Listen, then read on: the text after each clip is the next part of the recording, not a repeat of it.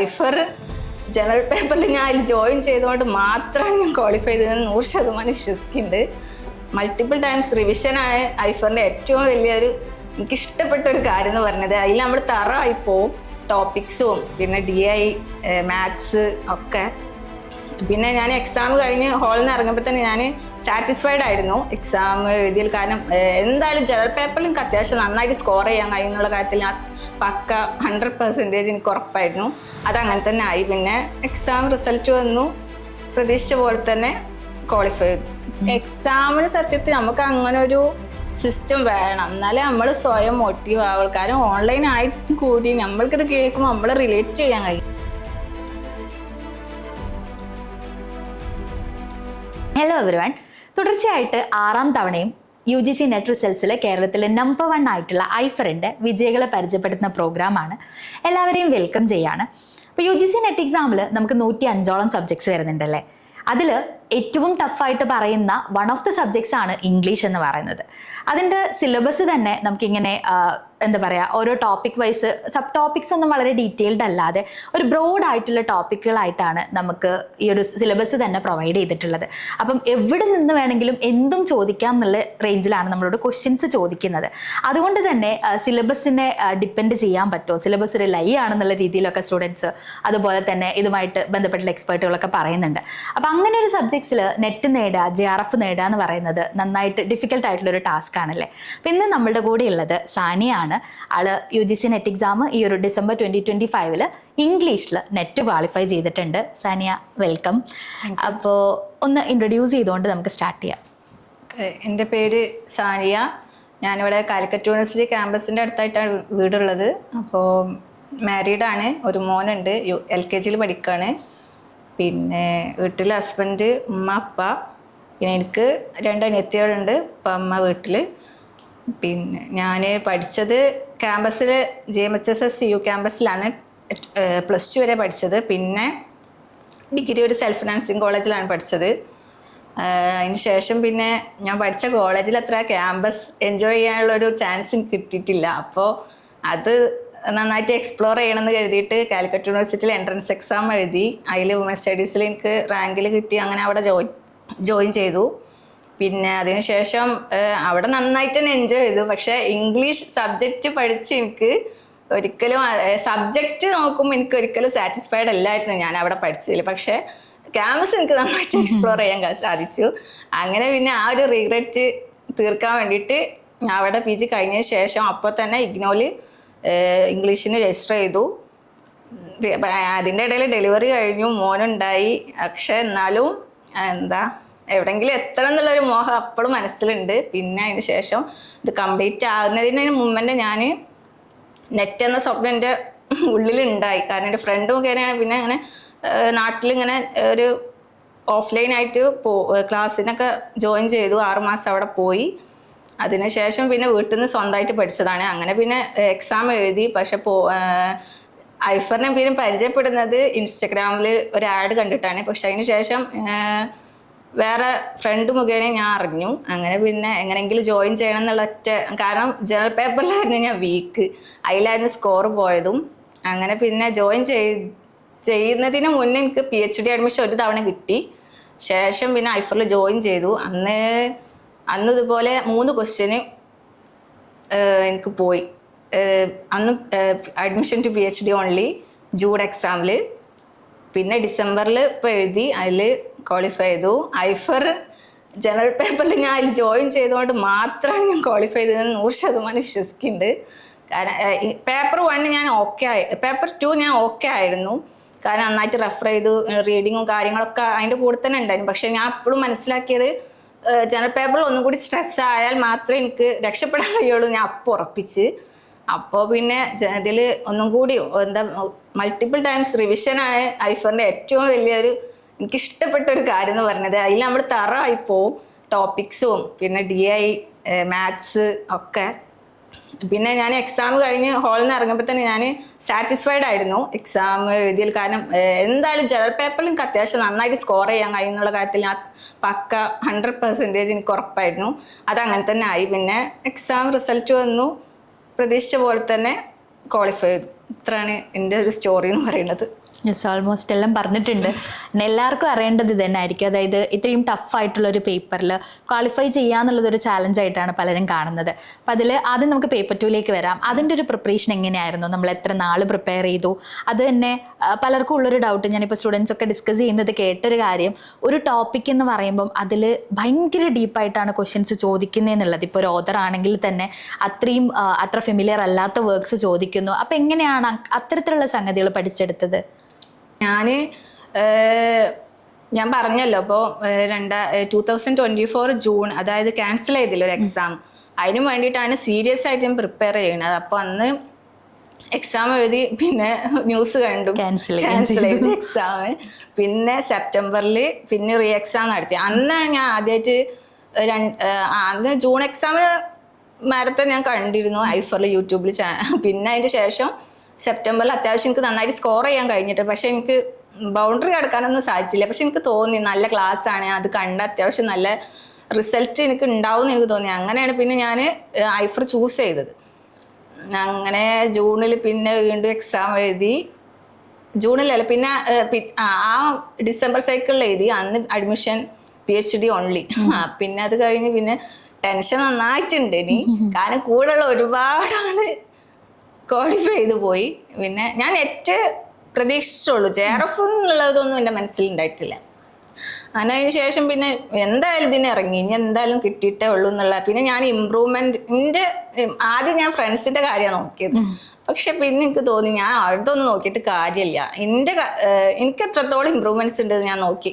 അപ്പം മാർക്ക് കൂടുന്നുണ്ട്, നന്നായിട്ട് കുറഞ്ഞിട്ടില്ല. ഒരു എക്സാം എഴുതിയിട്ട് ഞാൻ മാർക്ക് ലോ ലെവലിലേക്ക് പോയിട്ടില്ല, ഹൈ ആയിട്ട് കൂടിക്കൊണ്ടേ നിൽക്കുകയാണ്. അപ്പം ഞാൻ പിന്നെ എന്തായാലും ഉറപ്പിച്ചത് കിട്ടും എന്നുള്ളൊരു കോൺഫിഡൻസ് എനിക്ക് വന്നു. അങ്ങനെ വീണ്ടും എഴുതി. ഡിസംബറിൽ ഞാൻ പറഞ്ഞ പോലെ അഡ്മിഷൻ ടു PhD ഓൺലി. പിന്നെ ജൂണിൽ പിന്നെ എഴുതി. വേറെ ഒന്നും ഞാൻ ജോയിൻ ചെയ്തില്ല. പലരും എന്നോട് ചോദിക്കും, ഇത്രയും പഠിച്ചതല്ലേ, വർക്കിനൊന്നും പോണില്ലേ, വീട്ടിൽ വെറുതെ നിൽക്കുകയാണ്. പക്ഷെ ആർക്കും എനിക്ക് പറഞ്ഞ് മനസ്സിലാക്കാൻ എനിക്ക് കഴിഞ്ഞിട്ടില്ല. കാരണം ഞാൻ ഇതിന് പ്രിപ്പയർ ചെയ്യേണ്ടെന്ന് എല്ലാവർക്കും അറിയാം. പക്ഷെ ഇത്ര സീരിയസ് ആണ് എൻ്റെ ഉള്ളിൽ ഇങ്ങനെ ഒരു ഇതെന്നുള്ളത് അത്ര ആർക്കും അങ്ങോട്ട് അറിയില്ല. കുറച്ച് അടുത്തുള്ള ഇപ്പം അമ്മ അങ്ങനെ കുറച്ച് ആൾക്കാർക്ക് മാത്രമേ അറിയണ്ടാവുള്ളൂ. അങ്ങനെ പിന്നെ ജൂണിൽ എഴുതിയപ്പോഴും ഇതുപോലെ 3 ക്വസ്റ്റ്യന് മിസ്സായി നെറ്റ്. അന്ന് അഡ്മിഷൻ ടു PhD ഓൺലി. അപ്പോൾ പിന്നെ കൂടുതൽ പറയണ്ടല്ലോ, സ്ട്രെസ് എന്ന് പറഞ്ഞാൽ പീക്ക് ലെവലിൽ എത്തിയെന്ന്. അപ്പോൾ ഇനി എന്താ ചെയ്യേണ്ടി, ഞാൻ നിർത്തുക വേണ്ടിയത്. അപ്പോഴും നമുക്ക് എന്തായാലും എത്ര ഇപ്പം ഡിസൈഡ് ചെയ്താലും ഒരു ലെവലിൽ എത്തുമ്പോൾ നമുക്ക് തോന്നുന്നത് ഒഴിവാക്കിയിട്ട് പോവാം, ഇനിയിത് കാര്യമില്ല, വേറെ എന്തെങ്കിലും. കാരണം ജോബ് എന്നുള്ളതാണ് സ്വപ്നം. അപ്പോൾ ഇത് നിർത്തിയിട്ട് പോവാൻ തന്നെ തോന്നി. പിന്നെ റിലാക്സ് ചെയ്ത് അപ്പോൾ ഒന്നും നോക്കിയിട്ടൊന്നും ഇല്ല. പിന്നെ നെക്സ്റ്റ് സൈക്കിൾക്ക് ഇനിയും പഠിക്കണം എന്നുള്ളത് അറിയാം, പക്ഷെ നോക്കാൻ തോന്നണില്ല. അങ്ങനെ പിന്നെ ഞാൻ എക്സാമിൻ്റെ ക്വസ്റ്റ്യൻ പേപ്പറൊക്കെ നമ്മൾ ഓഫ്ലൈനായിട്ട് ഡൗൺലോഡ് ചെയ്ത് വെച്ചിട്ട് പിന്നെ ഞാൻ എന്ത് ചെയ്ത് രണ്ടും കൽപ്പിച്ച് എന്ത് ചെയ്തു, ഒഫീഷ്യൽ ആൻസർ കീയും എൻ്റെ ആൻസർ കീയും വെച്ച് കമ്പയർ ചെയ്തു. എൻ്റെ വീക്ക് എവിടെയെന്ന് മനസ്സിലാക്കി. 2 പേപ്പറിലും പേപ്പർ 1ഉം പേപ്പർ 2ഉം രണ്ടും ഒരുപോലെ ഞാൻ കമ്പയർ ചെയ്ത് നോക്കിയപ്പം എനിക്ക് ഏകദേശമൊക്കെ ഒരു ഇത് കിട്ടി, ഇനി എന്താ ഞാൻ ചെയ്യേണ്ടത്. അപ്പം പേപ്പർ 2ഉം 1ഉം ഞാൻ ശ്രദ്ധിക്കണം, പക്ഷേ പേപ്പർ 1ഉം കൂടി സ്ട്രെസ് ചെയ്യണം എനിക്ക് മനസ്സിലായി. അങ്ങനെ നന്നായിട്ട് ഞാൻ നോക്കി. പിന്നെ അതിനനുസരിച്ചിട്ട് പിന്നെ എൻ്റെ പഠനം മുന്നോട്ട് കൊണ്ടുപോയത്. അങ്ങനെ ജനറൽ പേപ്പറിൽ പിന്നെ ഈ റിവിഷനും കാര്യങ്ങളും DI ഒക്കെ അത്യാവശ്യം ഞാൻ നന്നായിട്ട് ചെയ്തിട്ടുണ്ട്. അപ്പോൾ പിന്നെ ആ കോൺഫിഡൻസ് വെച്ചിട്ട് പിന്നെ ഡെയിലി ടെസ്റ്റ് അത് ഞാൻ എന്നും ചെയ്യും, അതിൻ്റെ എക്സ്പ്ലനേഷൻസ് വായിക്കും. പിന്നെ അതുപോലെ വീക്ക്ലി ടെസ്റ്റും ചെയ്യും. പിന്നെ ഫസ്റ്റ് അടിക്കണം എന്നുള്ള മോഹമൊന്നുമില്ല വീക്ക്ലി ടെസ്റ്റിലും എന്തിലായിക്കോട്ടെ. പക്ഷെ നമുക്ക് ഇമ്പ്രൂവ് ആവുന്നുണ്ട് എന്നുള്ളത്. പക്ഷെ ഈ ഡെയിലി ടെസ്റ്റിലൊക്കെ 10ലാണല്ലോ വരുന്നത്. അതിൽ എനിക്ക് ജൂണിക്ക് ഇപ്പൊ ഈ ഡിസംബർക്ക് വേണ്ടി ഞാൻ പ്രിപ്പയർ ചെയ്യുമ്പം 8, 9, 10 എല്ലാ ടെസ്റ്റിലും അത്രയും മാർക്ക് കിട്ടാൻ അതൊരു കോൺഫിഡൻസ് ആണ്.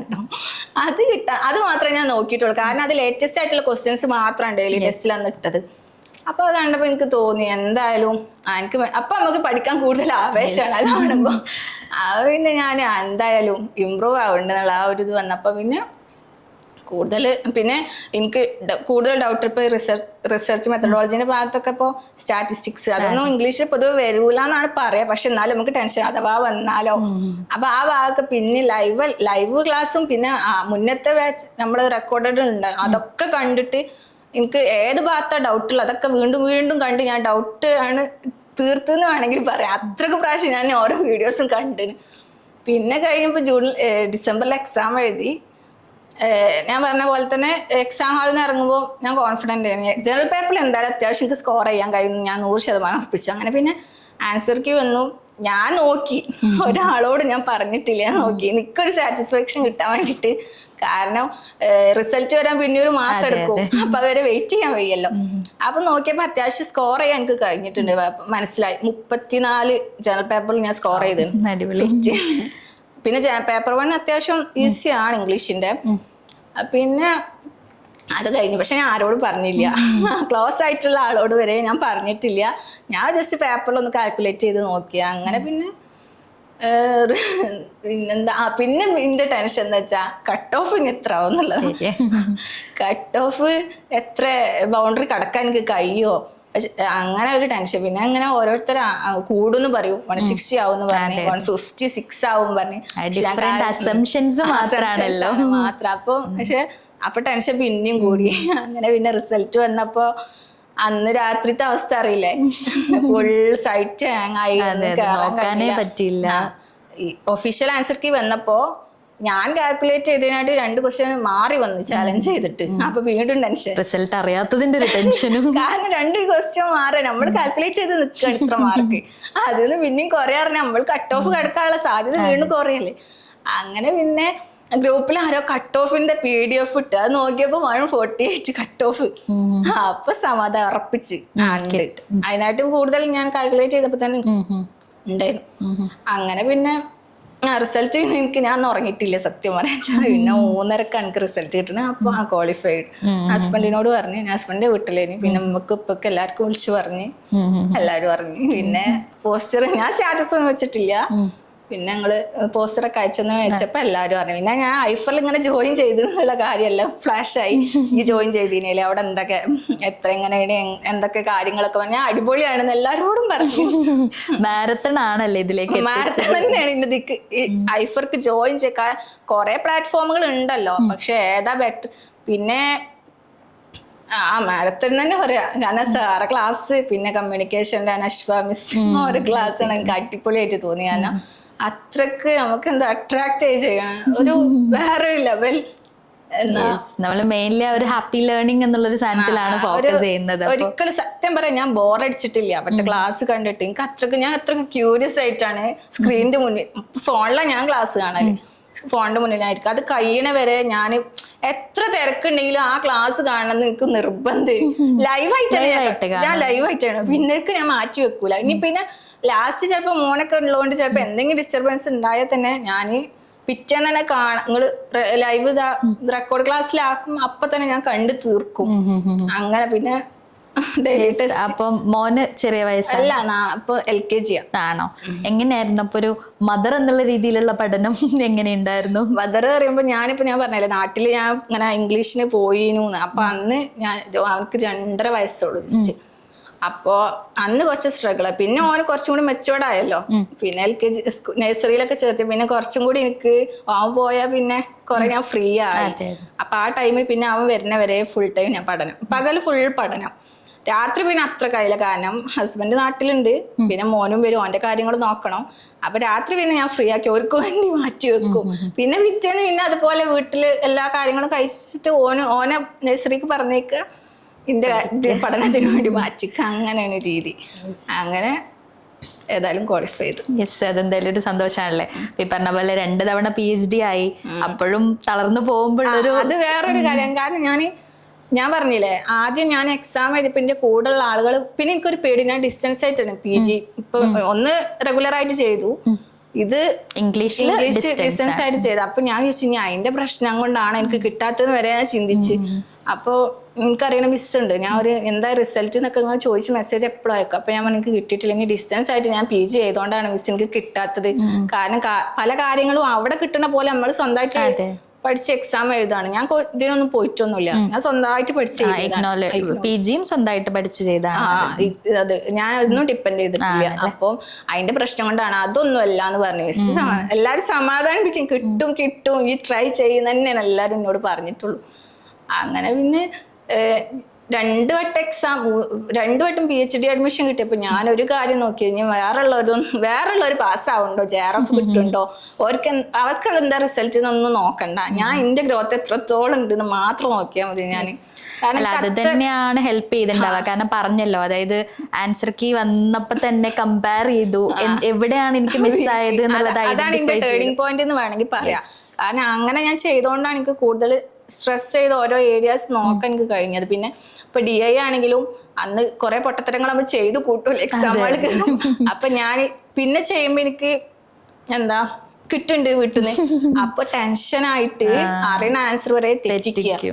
അപ്പൊ ഞാൻ ടെൻഷൻ ആവാൻ പാടില്ല, കൂളായിട്ട് എക്സാം ഹാളിൽ നിൽക്കണം എന്നുള്ളത്. പിന്നെ രണ്ടാമത് ഇന്ത്യയിൽ കണ്ടെത്തി ഞാൻ ഒരു വീക്ക് പോയിന്റ്. അപ്പൊ മാക്സിമം കൂളായിട്ട് നിൽക്കണം, അല്ലെങ്കിൽ ശരിയാവൂല. അറിയണ ക്വസ്റ്റ്യൻ വരെ തെറ്റിക്കും. പലർക്കും സംഭവിക്കുന്ന, അതായത് ടെൻഷനായിട്ട് എക്സാം ഹാളിൽ പോയിട്ട് തിരിച്ചു വരുമ്പോ അയ്യോ ഇതാണോ തെറ്റിച്ച്. പിന്നെ ഞാൻ അതേപോലെ ആൻസർ നോക്കുമ്പോ അറിയണ ക്വസ്റ്റ്യൻസ് ഒക്കെ തെറ്റിച്ചിട്ടാണ്. അപ്പൊ ഇങ്ങ് മനസ്സിലായി. അപ്പൊ ഞാൻ കൂളായി നിൽക്കില്ല, വേറെ ഇനി അതില് മാത്രം എനിക്ക് ഒരു വിജയം കണ്ടെത്താൻ കഴിയുള്ളൂ. അങ്ങനെ പിന്നെ ഡിസംബറിൽ ഞാൻ മാക്സിമം 3 മണിക്കൂർ മാക്സിമം കൂളായിട്ട് നിന്നു. കാരണം ഞാൻ പിന്നെ ഈ ജൂണിൽ എക്സാമിന്റെ പ്രത്യേകത എന്താ വെച്ചാൽ നമ്മൾ അതുവരെയുള്ള പാറ്റേൺ മാറിയിട്ട് വേറെ ക്വസ്റ്റ്യൻ ആയി ഇംഗ്ലീഷിൽ സബ്ജക്ട്. അത് കണ്ടപ്പോ പറ്റ ടെൻഷനായി, ഇത് പിടുത്തം വിട്ട് ഇനി ഒന്നും നോക്കാനില്ല, പോവാ നല്ലതെന്ന് തോന്നി. റീസൺ പോലുള്ള സംഗതികളൊക്കെ എക്സാം കണ്ടപ്പോ മൊത്തത്തിൽ മാറിയില്ല പാറ്റേൺ ഇംഗ്ലീഷിന്. അതുവരെ ഒരു നമ്മൾ തറായിട്ട് പോയാലും 1 വേർഡ് ആയിട്ടൊക്കെ ക്രോണോളജി ആയാലും നല്ല മെയിൻ സ്ട്രീമിൽ നിൽക്കുന്ന കുറെ ഓതേഴ്സിന്റെ ക്രോണോളജി ഒക്കെയാണ് ചോദിച്ചത്. പക്ഷെ എക്സാം ഹാള് കയറിയപ്പോ ആകെ പിടുത്തം വിട്ട്. ഞാൻ ഇനി മതി ഇത് നിർത്താന്നുള്ളത് അവിടുന്ന് ചിന്തിച്ച്.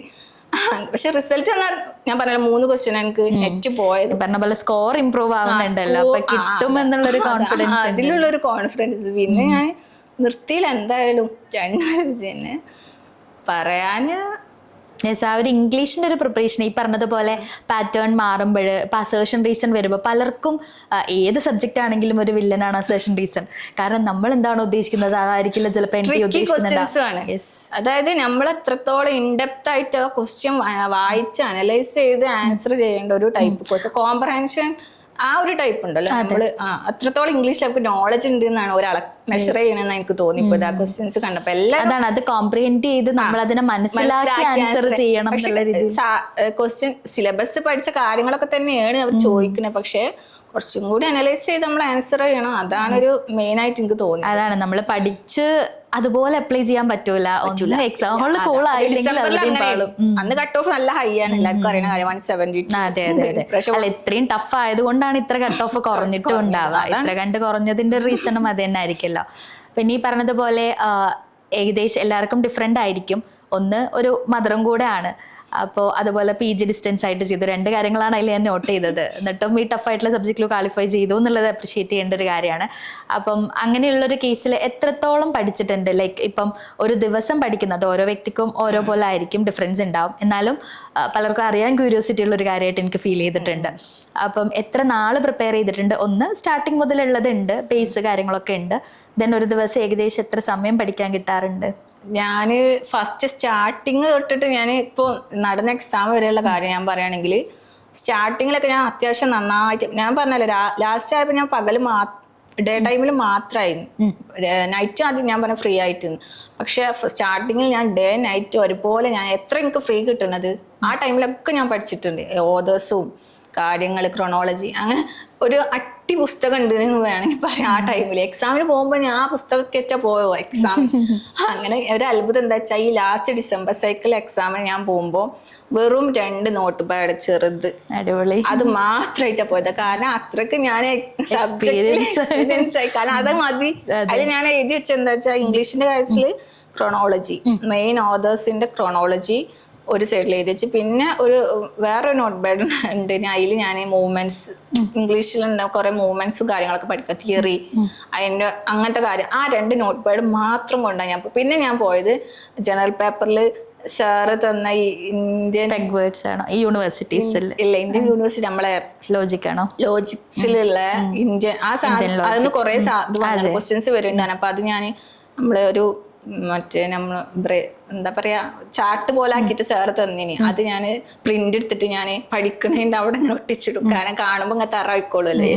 അത് ഞാൻ എക്സാമിന് പോകുമ്പോൾ എടുത്തിട്ട് കൈ പിടിച്ച് അവിടെ പോയിട്ട് ഞാൻ നോക്കി അതിന് ക്വസ്റ്റ്യൻസ് വന്നു ചെയ്തു ഫാലസി. അതെ, ഇത്തവണ എനിക്ക് തോന്നുന്നു ഒരു പാറ്റേൺ അവർ ഫോളോ ചെയ്തിട്ടുണ്ട്. അതായത് ആദ്യത്തെ എക്സാമിലൊക്കെ ചോദിച്ചു അതുപോലെ നമ്മളോടും ചോദിച്ചിട്ടുണ്ട് എന്നുള്ളൊരു സാധനം. അതൊരു സമാധാനമാണ്. അതെ അതെ. അപ്പൊ അത് വെച്ചിട്ട് അത് ഞങ്ങൾക്ക് അങ്ങനെ ഈ ഒരു 3 സാധനമായിട്ട് ഞാൻ പിന്നെ ഹോൾ ടിക്കറ്റും ഫോണും അത് മാത്രമേ. അതിന്റെ മുന്നത്തെ എക്സാമിനൊക്കെ ഞാൻ പറഞ്ഞല്ലോ ഒരു ലോഡ് ബുക്ക് ആയിട്ട് പോയത്, സമയം കിട്ടോ ഇല്ലെന്നൊന്നും അപ്പൊ ചിന്തിക്കില്ല. പക്ഷെ എനിക്ക് എന്തൊക്കെയോ ഇനി നോക്കാണ്ട് എന്നുള്ളൊരു തോന്നലാണ്. നമ്മളെ കോൺഫിഡൻസ് ലെവൽ കൂടിയത് അതുകൊണ്ടാണ് ബുക്കിന്റെ എണ്ണം കുറഞ്ഞു വന്നത്. അതാണ് അതിന്റെ ഒരു മനസ്സിലാക്കാനുള്ള ഒരു കാര്യം. നീ പറഞ്ഞ പോലെ നമുക്ക് ആപ്പിലാണെങ്കിൽ ഒരുപാട് ഫീച്ചേഴ്സ് ഉണ്ട്, ഇന്ററാക്റ്റീവ് ആയിട്ടുള്ള. ഇവൻ സാനിയ കൺസിസ്റ്റന്റ് ആണോ എന്ന് ഒരിക്കലും സാനിയനോട് ചോദിക്കേണ്ട ആവശ്യമില്ല, കാരണം നമുക്ക് ലീഡർ ബോർഡ് നോക്കിയാൽ മതി. അപ്പൊ അതൊക്കെ ലീഡർ ബോർഡിലൊക്കെ ആ ഒരു കോമ്പറ്റീഷൻ നോക്കാറുണ്ടോ? ഞാൻ നോക്കും, പക്ഷെ ഞാൻ അതൊരു കോമ്പറ്റീഷൻ ആയിട്ടൊന്നും എടുക്കാറില്ല. എന്റെ ലെവൽ എത്രത്തോളം എല്ലാരും എത്രത്തോളം ഇതില് എന്താ ആക്റ്റീവ് ആണെന്ന് അറിയാൻ വേണ്ടിട്ട്, അല്ലാതെ ഞാൻ ഒരു കോമ്പറ്റീഷൻ ആയിട്ടൊന്നും അത് എടുത്തിട്ടില്ല. പിന്നെ വേറൊരു കാര്യം ഞാൻ പ്രത്യേകം നോട്ട് ചെയ്യണമെന്ന് വെച്ചത് പിന്നെന്താ പോഡ്കാസ്റ്റ് ആണല്ലേ.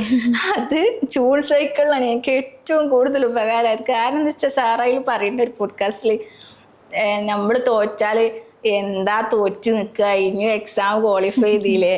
പക്ഷെ സെയിം അവസ്ഥ എനിക്ക് ഉണ്ടായിന്.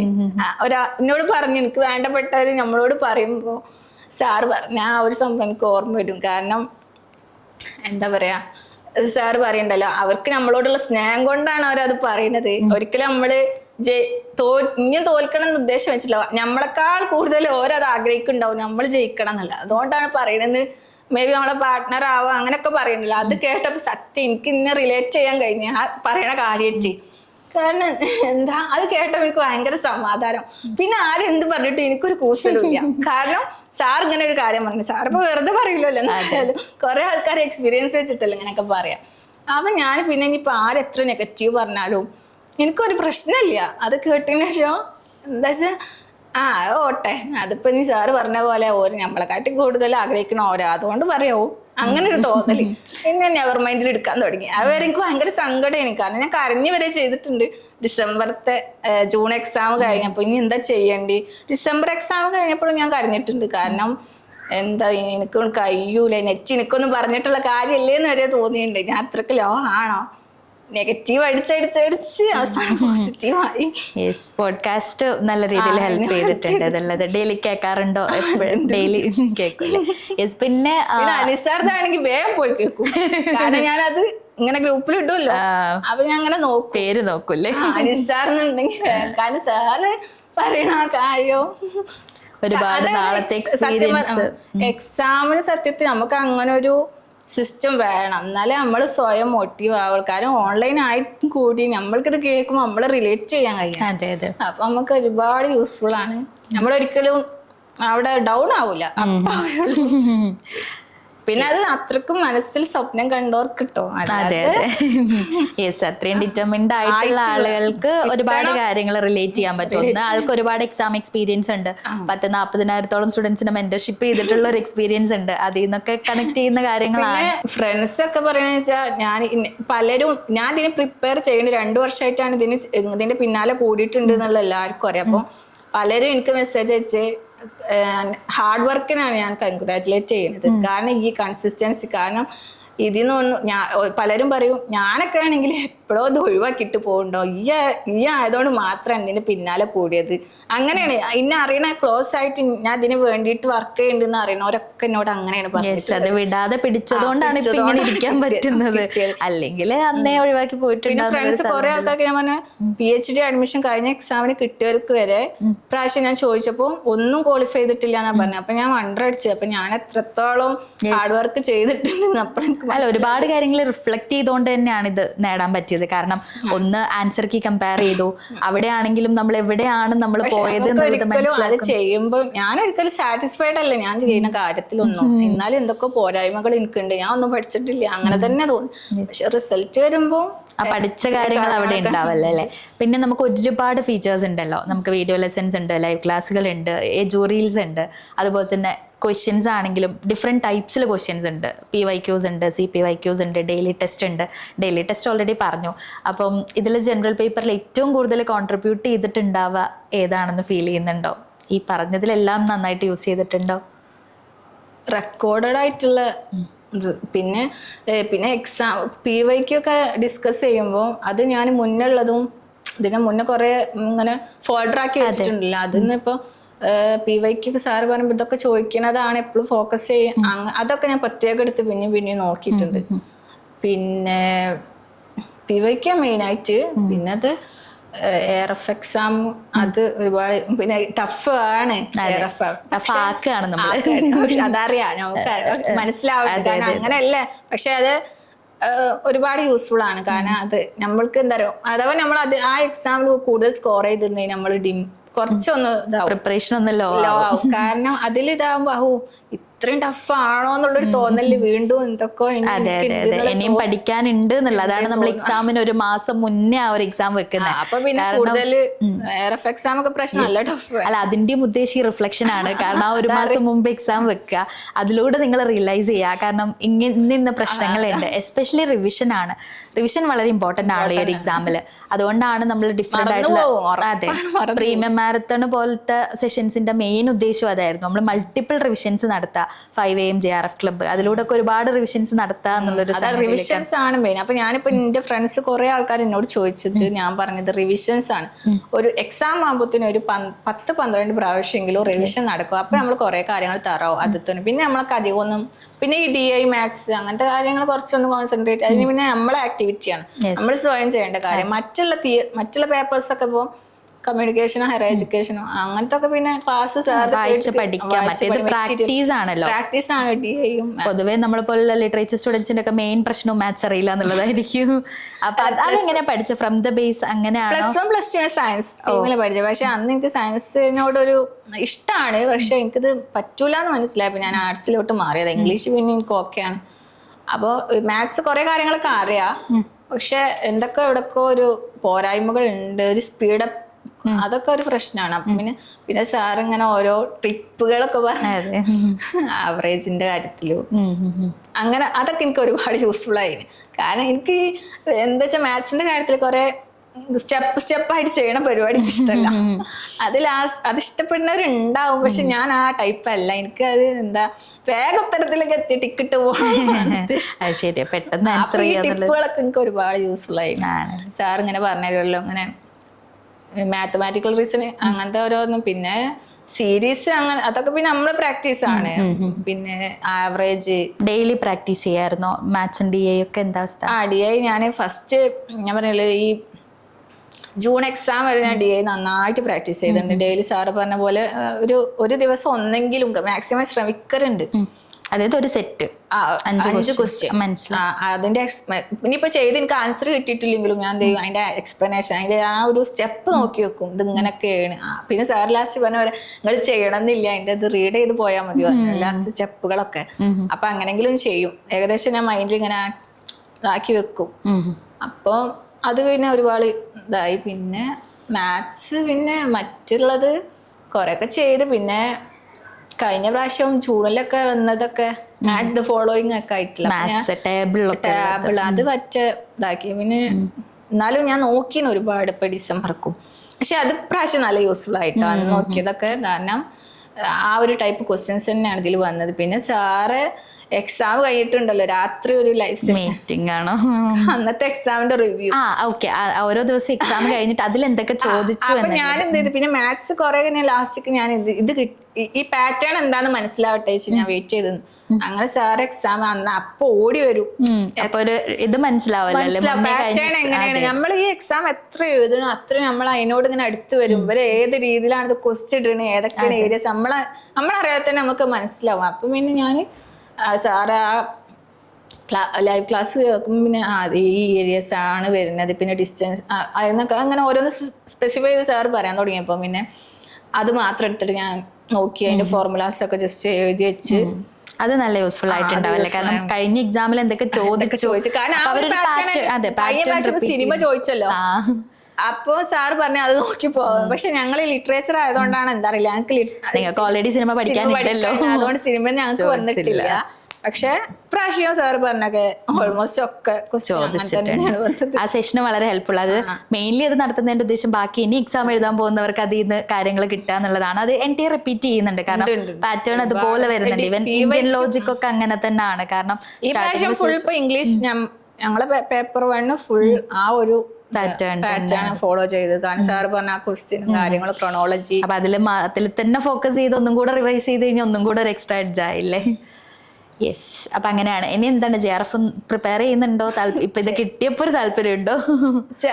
റിസർച്ച് ഞാൻ സത്യം പറഞ്ഞതിന്റെ ഭാഗമായിട്ട് ഞാൻ കൂട്ടിയിട്ടില്ല. പക്ഷെ ജൂണിൽ എന്തായാലും ഒന്ന് എഴുതണം ഞാൻ കരുതുന്നുണ്ട്. കാരണം ഇതുവരെ എന്തായാലും ജസ്റ്റ് നോക്കാം, വീട്ടിൽ നിന്ന് നോക്കാം. പിന്നെ ഇപ്പൊ അറിയില്ല ഏകദേശം എന്തൊക്കെയാണ്. അതെ അതെ, എക്സ്പീരിയൻസ് ആയാലും എഴുതണം എന്ന് കരുതുന്നുണ്ട്. പിന്നെ അല്ലെങ്കിൽ ടീച്ചിങ് ഇറങ്ങണം എന്നാണ് വിചാരിക്കും. എന്തായാലും നന്നായിട്ട് പ്രിപ്പയർ ചെയ്തതിന്റെ തെളിവുകളാണ് ഈ പറഞ്ഞ പോലെ ഡിസ്റ്റന്റ് ആയിട്ടാണെങ്കിലോ മദറിന്റെ റെസ്പോൺസിബിലിറ്റി വെച്ചിട്ടാണെങ്കിലും ഒക്കെ ചെയ്തിട്ടുള്ളത്. കാരണം എനിക്ക് ഒരുപാട് സങ്കടം ഉണ്ട്. എനിക്ക് മീൻസ് അങ്ങനല്ല, ജൂണിക്കൊക്കെ ഞാൻ ഇന്റെ കാര്യങ്ങൾ നോക്കുമ്പോ എനിക്ക് മോന് LKG, ഓന്റെ കാര്യം വേണമല്ലോ ശ്രദ്ധിക്കുക. അപ്പൊ ഞാൻ ഇങ്ങനെ പഠിച്ച് ഇനി മോന്റെ അവസ്ഥ എന്താവും, ഞാൻ പഠിച്ചിട്ട് ഇനി ഓന്റേത് എന്തെങ്കിലും അങ്ങനൊക്കെ ഓരോ തോട്ട് വന്നിനി. പക്ഷെ ഇപ്പൊ ഡിസംബർ ഇപ്പൊ ഈ സൈക്കിൾ കഴിഞ്ഞാൽ എനിക്ക് അത്ര ഇതായില്ല. കാരണം ഒന്നാമത് ഓന് LKG വലുതായി കുറച്ചും കൂടി ഇതായല്ലോ. അപ്പം എനിക്ക് ടെൻഷൻ ഫ്രീ. പിന്നെ എന്നാലും ഞാൻ കഴിഞ്ഞ പോലെ ഓനെ ഓന്റെ കാര്യത്തിൽ ശ്രദ്ധിക്കാറുണ്ട്. എന്നാലും ഒരു ടെൻഷൻ ആവുള്ളൂ. നമ്മളെ കാര്യങ്ങൾ മാത്രമാണ് നോക്കണം, ഓരോ കാര്യം നമ്മൾ നെഗ്ലക്ട്. അപ്പൊ തോന്നും ഒറ്റക്ക് നിന്നിട്ടുള്ള ആ ഒരു ഇതാണ് നന്നാവും. ഇതിനെ കാട്ടി എക്സാം ഒക്കെ എഴുതാന് നമ്മള് സ്വന്തമായിട്ട് പക്ഷെ എന്നാലും നേടിയെടുത്തല്ലോ അതൊരു. പക്ഷെ നമ്മൾക്കത് കിട്ടണ വരെ നമുക്ക് പല പല കാര്യങ്ങളാണ് മൈൻഡിൽ കൂടെ സ്ട്രഗിൾസിലൂടെ കടന്നു പോയിട്ടുണ്ട്. അതൊരു വല്ലാത്തൊരു സംഭവം. അങ്ങനെ വന്നിട്ട് ഈ ഒരു അച്ചീവ്മെന്റ് കിട്ടുമ്പോൾ ഭയങ്കര ഹാപ്പിനെസ് ആണല്ലോ. ഇപ്പൊ ഞാൻ എന്തൊരു സംഭവമാണെന്ന് ഇപ്പം തോന്നും. പക്ഷെ അപ്പൊ അത് ശരിയാ. അല്ല, ഒരുപാട് സ്ട്രഗിൾസ് ഉണ്ടെങ്കിലും അതില് നമ്മളിടുന്ന ഒരു എഫേർട്ട് ചിലപ്പോൾ ഒരുപാട് സാക്രിഫൈസസ് നമ്മൾ നടത്തിയിട്ടുണ്ടാവും. ഇനി ഇപ്പൊ ഇംഗ്ലീഷിൽ നെറ്റ് അല്ലെങ്കിൽ JRFന് വേണ്ടിയിട്ട് പ്രിപ്പയർ ചെയ്യുന്ന സ്റ്റുഡൻസിനോട് എന്തൊക്കെയാ പറയാനുള്ളത്? ഒരു എക്സ്പീരിയൻസ് എന്ന് പറയാനുള്ളത്? എക്സ്പീരിയൻസ് പറഞ്ഞാൽ ഞാൻ ജനറൽ പേപ്പർ എല്ലാവരും നന്നായിട്ട് കോൺസെൻട്രേറ്റ് ചെയ്ത്. കാരണം ഒരു പക്ഷേ ഇനിയിപ്പോൾ എക്സാം ഈ പാറ്റേൺ തന്നെയാണ് ഫോളോ ചെയ്യണമെങ്കിൽ എന്തായാലും എല്ലാവർക്കും നല്ല ടഫ് ഫീലിങ്. പിന്നെ എന്തായാലും ഒഴിവാക്കിയിട്ട് പോവരുത് എന്നാണ് ഞാൻ പറയുന്നത്. കാരണം ഇനിയിപ്പോൾ ഞാനിപ്പോൾ 4ാമത്തെ അറ്റംപ്റ്റിലാണ് ക്വാളിഫൈ ചെയ്തത്. പക്ഷെ എല്ലാവരും അതുപോലെ ആവണം എന്നില്ല. ചിലപ്പോൾ ഇനിയും കുറെ ട്രൈ ചെയ്താലേ കിട്ടുള്ളൂ. പക്ഷെ എനിക്ക് തോന്നുന്നു ട്രൈ ചെയ്താൽ എല്ലാവർക്കും കിട്ടും. എനിക്ക് കിട്ടണമെങ്കിൽ എല്ലാവർക്കും കിട്ടും, ഉറപ്പാണ്. ഞാൻ അത്ര വലിയ പഠിക്കാൻ ആഗ്രഹമുണ്ട്. പക്ഷെ ജീനിയസ് ഒന്നുമല്ല ഞാൻ. ഒരു ആവറേജ് സ്റ്റുഡൻ്റ് എന്ന് വേണമെങ്കിൽ പറയാം. അപ്പൊ എന്നെ പോലെ ഒരാൾക്ക് കിട്ടിയിട്ടെങ്കിൽ പിന്നെ എഫേർട്ട് മാത്രമാണ് മെയിൻ.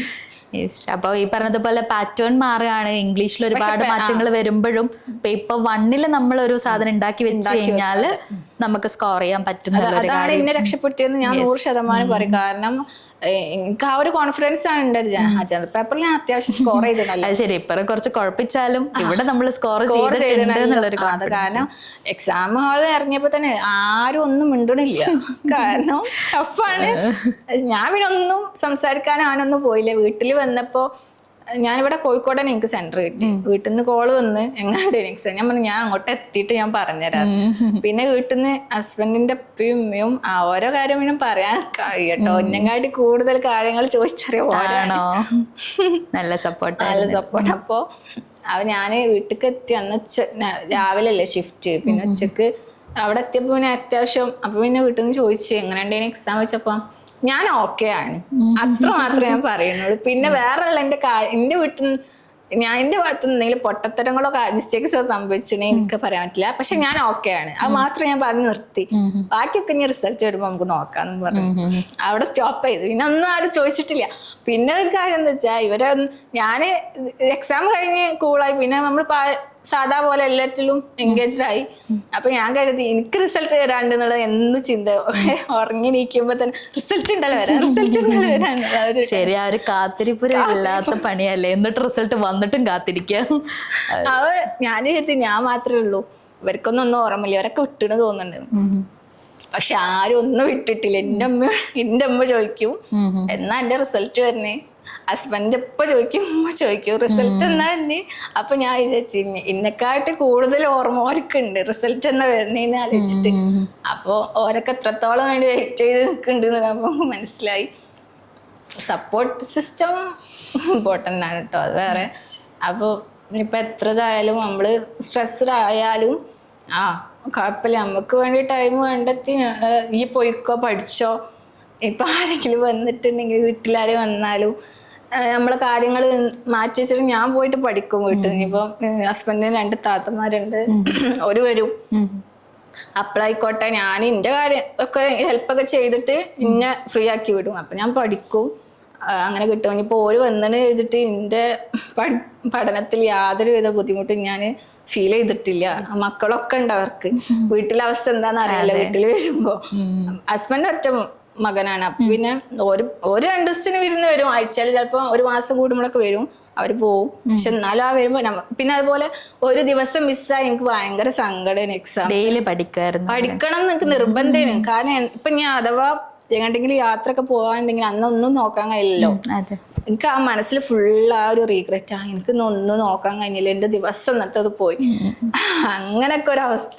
ഒരു ഡിറ്റർമിനേഷൻ കൊണ്ട് തന്നെയാണ്. കൺസിസ്റ്റന്റ് ആയില്ലെങ്കിൽ ഒരു ടെൻഷൻ വരുന്നുണ്ടെങ്കിൽ എന്തോ ഒന്നും നോക്കില്ല, ജസ്റ്റ് 1 മണിക്കൂറെങ്കിലും നോക്കി എനിക്ക്. പിന്നെ ഞാൻ എങ്ങോട്ടേ പോവാണ്ട് മുൻകൂട്ടി അറിഞ്ഞിട്ടുണ്ടെങ്കിൽ ഞാൻ എന്ത് ചെയ്യും, എന്തെങ്കിലുമൊക്കെ നോക്കി വെക്കും, അല്ലെങ്കിൽ കയ്യിൽ നോട്ട് വെക്കും, അല്ലെങ്കിൽ ഡെയിലി ടെസ്റ്റ് എന്ത് ചെയ്യും ഫോണിൽ ചെയ്യും, അല്ലെങ്കിൽ PYQ എടുത്ത് ചെയ്യും. അപ്പൊ ഒരു സാറ്റിസ്ഫാക്ഷൻ ചെയ്തല്ലോ എന്നുള്ളൊരു സമാധാനം. മാത്സ് ചെയ്യാൻ നമുക്ക് കഴിയൂലല്ലോ എവിടെയും പോകും. അപ്പൊ ഞാൻ എന്ത് ചെയ്തു, മറ്റ് ഹയർ എഡ്യൂക്കേഷനോ അങ്ങനത്തെ എന്തെങ്കിലുമൊക്കെ ചെയ്തോണ്ടിരിക്കും. കൺസിസ്റ്റൻസി ഉണ്ട്, ഹാർഡ് വർക്ക് ഉണ്ട്, സ്മാർട്ട് വർക്ക് ഉണ്ട്, നല്ലൊരു സപ്പോർട്ട് സിസ്റ്റം ഉണ്ട് അല്ലേ. അപ്പൊ എന്തായാലും ജൂണിൽ തന്നെയല്ലേ, ജൂണിൽ എക്സാം എഴുതാ, ക്വാളിഫൈ ചെയ്യാൻ വേണ്ടിയിട്ട് പറ്റട്ടെ, JRF തന്നെ കിട്ടട്ടെ. All the very best.